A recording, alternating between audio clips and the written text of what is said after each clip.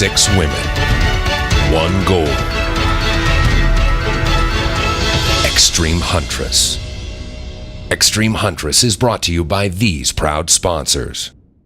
Today I hunted with Allison, and she was after a fallow deer. It's a management buck, and it's really old, only 2 little sticks left.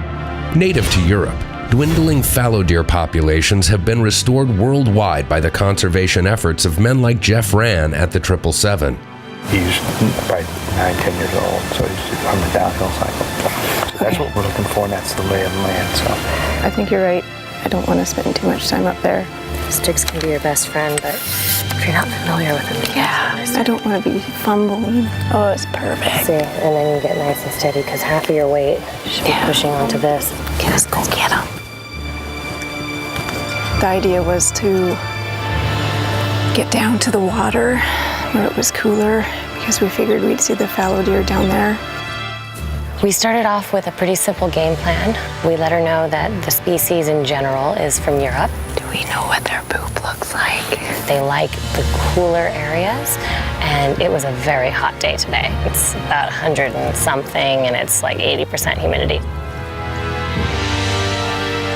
I think she did a really good job. Allison was in control. She knew where she wanted to go. She did ask for a lot of direction. What do you say? If I followed this way, is it too thick to cut in towards the pond? There's open ways. Okay. But she asked specific questions, and I think utilizing your resources is a good way to go about it. Pretty sure I just seen you walk in down there.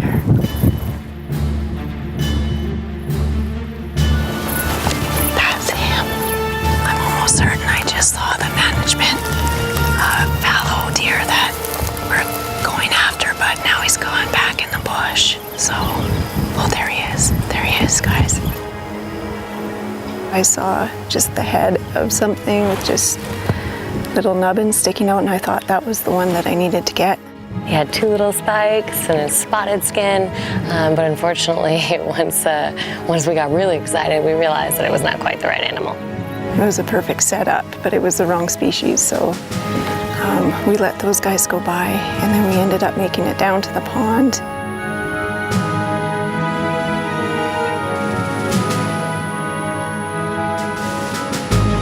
So over here, I can just see one of his velvet antlers sticking out.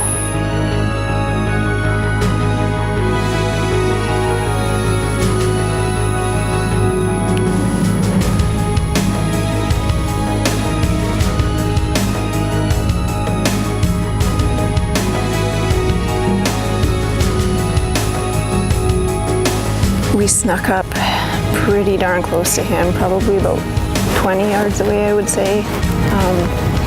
It wasn't the right buck. Yeah. Bye. Good stuff. That was fun. I think she's super confident in the field, and I'm very happy with how she performed today.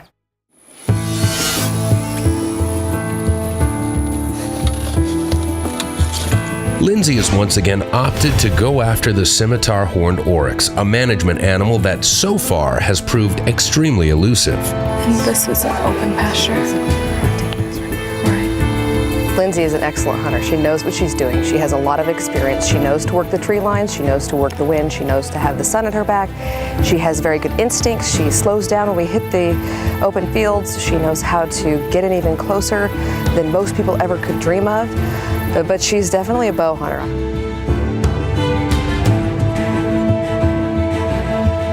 You know, I consider it to be successful.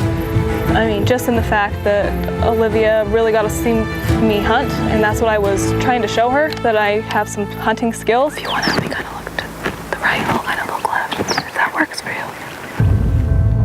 I thought Lindsay did a great job. Honestly, I hunt similar. I like to cover ground. I go to the open areas, see if they're there. If they're not there, move on to the next, especially in time crunch when it's getting dark, you're running out of time.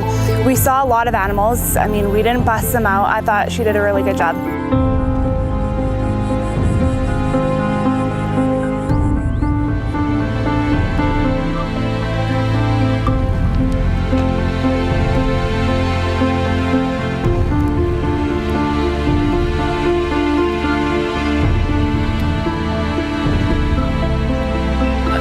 we're short on time, I'm just gonna try and just head to those trees and then get a spot where I can sit. I'm just gonna try and stay in the cover, and I mean they're obviously below us, so just kind of stay crouched. The idea is how to get a better vantage point, because they're all just like right there.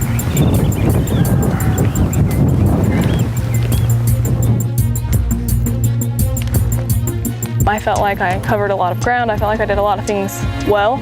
I can't think of anything that I did majorly wrong. She's definitely a bow hunter. I had a lot of muzzles in my face many different times. It's scary for sure. You're wasting a lot of time. Yeah. This guy's mad. I'm not that curious. But with the wind in mind, where do you think the herd is? So which way do you want him to run? I want them to run this way. Yeah, so maybe consider that, because we gotta get him out of here. He's gonna run. We don't want him to run into the herd.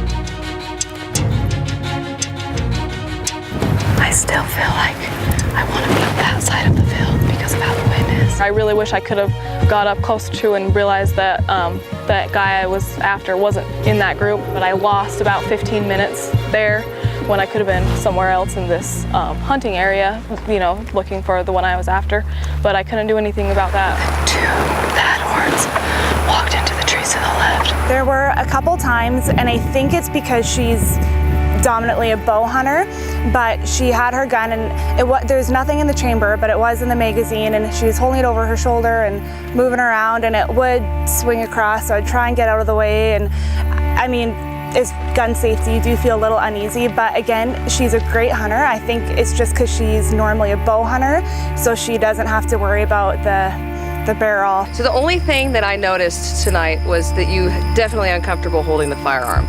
And I attribute that to being a bow hunter. What do you think? My goal was to have one hand free so that I could use my binos, and at home I have a gun sling, so I have both hands free, you know, and I can just, and the gun stays straight up and down whenever I'm, you know, turning or whatever. And I personally don't like slings because my shoulders are narrow and it falls off a lot, whether they're neoprene or not.